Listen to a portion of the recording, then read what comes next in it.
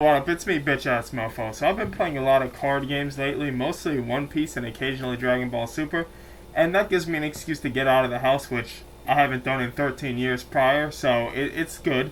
You meet a lot of people playing those games, and one day, a few weeks back, I sat down to play around a Dragon Ball, and the guy had a playmat that was the Batman 2022 movie as a card game playmat, and I thought that was really cool. So I kind of made an offhanded remark. I said, "So, do you think this Batman 22 sequel is ever coming out?"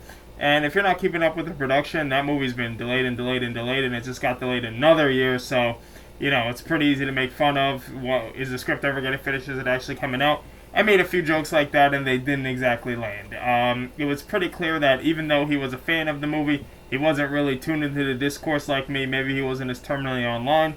Maybe he just didn't give a fuck. So I just said, it's good to be getting good DC movies again because I am personally very excited for the new Superman movie. I think it looks fantastic.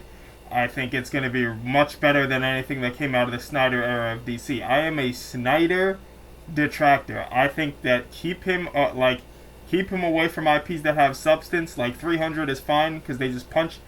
Most people say his take on Watchmen is good.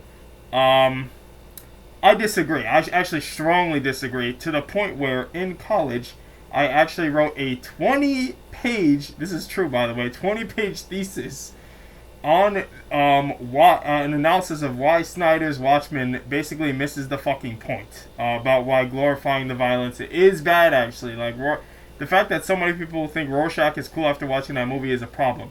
So I kind of made an offhanded remark about I'm just excited for the James Gunn era, and he said, I don't know, I'm a big Snyder guy. I think Snyder's Justice League is great, and I realized I got a live one.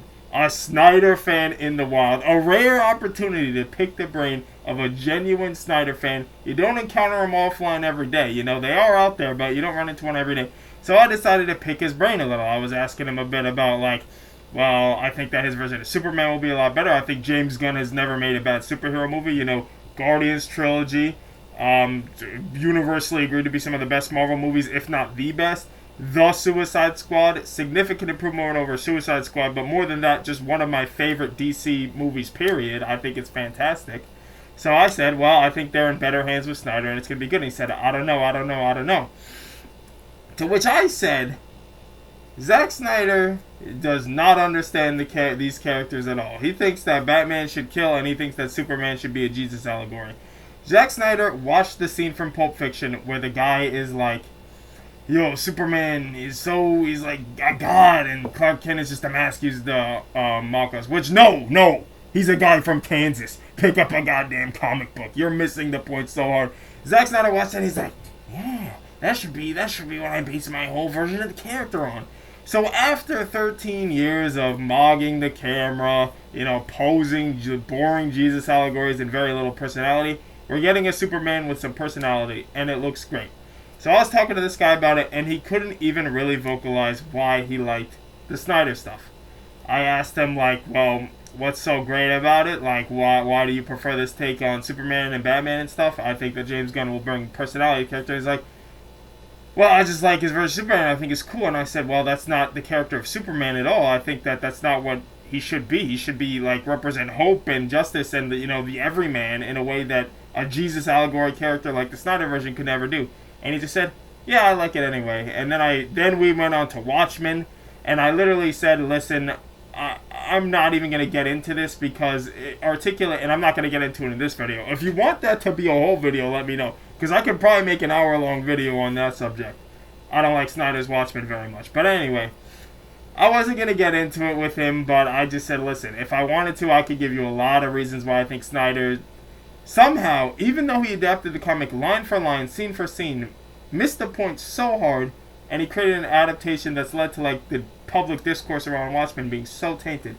And he just kind of shrugged and he said, no, I think it's good. And then his friend who likes Snyder kind of joined in, and they were talking about it, and I kind of got butted out of the conversation, and then it was time to play. And it got me thinking, I wasn't going to make this video because I don't think I have any hot take here. I don't think I have anything to add to this Snyder discourse. I just think normal people are very hyped for James Gunn's Superman. They think it looks fun. They think it looks quirky. They like the crypto stuff. It's cool. If you disagree, you're a moron. Um, but there is just this subset of people who just worship everything Zack Snyder does for reasons they can't even articulate. At this point, it's just because, fuck it, if Snyder made it, it must be good. And I will never understand that. I'm very, very, very excited. I absolutely hated his take on Batman and Superman. I think he missed the point of the characters spectacularly hard. I don't think that the best Snyder movie stands up to the Suicide Squad. I don't think Man of Steel is 40% as good as that movie, even though I don't totally hate Man of Steel. I think it's very dumb. I think that if that wasn't going to be our version of Superman for the universe going forward for more than a decade, I wouldn't really have that much of a problem with it.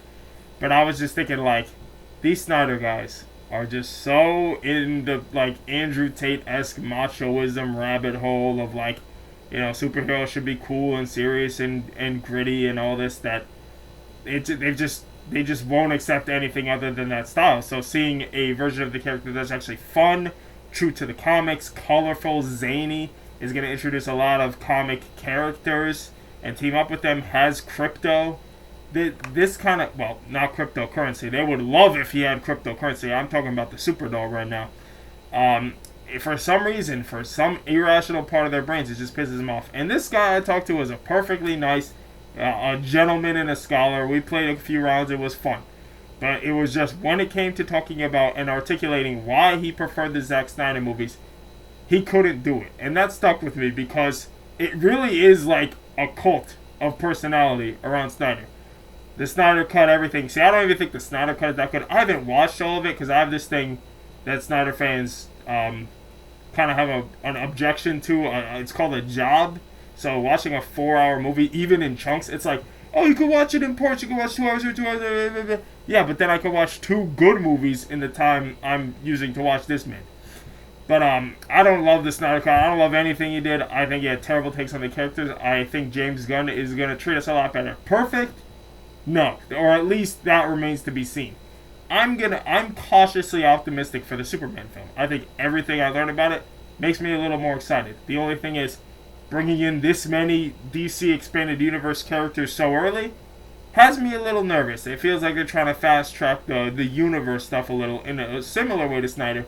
But because James Gunn is a competent director and knows how to, like, write interesting characters, which Snyder, even in his best films, he's not really much of a character writer, has me cautiously optimistic. So, yeah, a bit of a rant there. I don't really have a greater point to make. I just think the Snyder cult of personality is weird, and every single normal, like, person who isn't super tuned into the discourse and gets a billion tweets about, oh, this and that a day, those people are very excited for the movie. Like, my friends who are, like, casual superhero enjoyers, but aren't, like, super nerds like me, are very excited for the movie, and that's just got me thinking.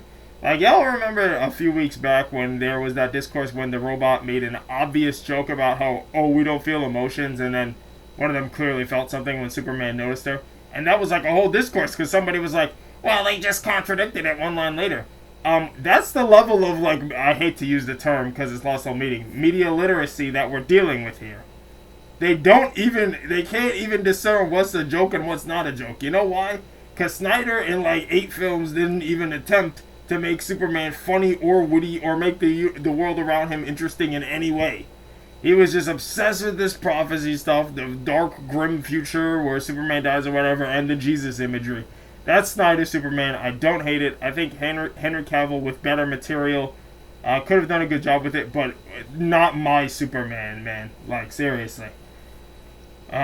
So yeah, now all we need is Dwayne "The Rock" Johnson to come in and change the hierarchy of power in the DC universe once again. So yeah, not really much of a thesis here, but hey, listen, if you want that Watchmen rant, I have a script, because, like I said, I wrote a whole thesis paper on it, and you know, most people say that as like a hyperbole.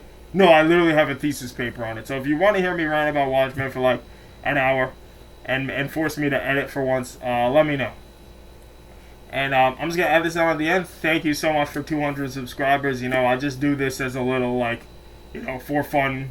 You know, I don't have a regular upload schedule or anything, so it's cool to see videos doing well. I'm sorry if you like the Marvel Snap videos. I just don't think I have that much to add to the game. I don't want to do deck breakdowns. I don't want to talk about the metagame, any of that shit. I basically, I was playing a lot when the packs came out, and then after I opened those 30 packs and I realized, yeah, the guy was right. I trolled myself. I'm out of resources now. Now I just play the game when I'm taking a dump, basically. It's fun. It's a fun dump game, but I'm not going to devote the whole channel to it. So I'm sorry. Don't expect any more Marvel Snap videos. But I do have some fun video ideas for 200 subs. A few bigger projects I'm working on. I don't want to spoil them here. I might make a video just talking about them. We'll see how I'm feeling.